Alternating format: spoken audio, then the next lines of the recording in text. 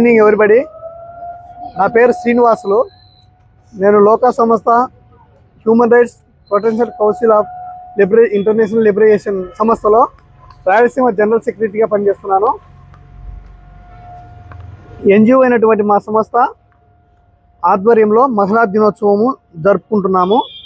ఈ మహిళా దినోత్సవాన్ని ప్రత్యేకంగా మన పొద్దుటూరు డిఎస్పీ గారు అయినటువంటి యంగ్ అండ్ డైనమిక్ ఆఫీసర్ అయినటువంటి భావన మేడం గారి ఆధ్వర్యంలో జరుపుకోవడం మాకు చాలా సంతోషకరము.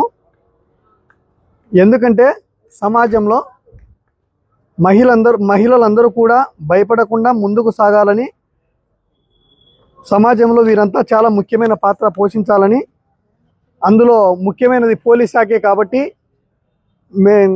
యంగ్ అండ్ డైనమిక్ ఆఫీసర్ అయినటువంటి మన డిఎస్పీ గారి మేడం ఆధ్వర్యంలో ఈ మహిళా దినోత్సవాన్ని జరుపుకోవాలని మేము మా సంస్థలోని సభ్యులంతా ఇక్కడ రావడం జరిగింది. ఈరోజు మహిళా దినోత్సవాన్ని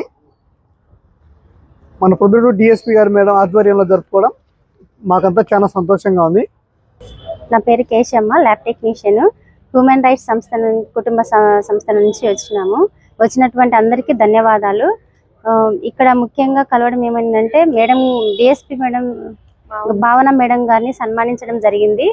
మేము మహిళల దినోత్సవం సందర్భంగా మార్చి 8న ప్రతి సంవత్సరం జరుపుకుంటున్న ఈ పండుగ సందర్భంగా అంతర్జాతీయ మహిళల దినోత్సవం సందర్భంగా మేడాన్ని సన్మానించడం జరిగింది.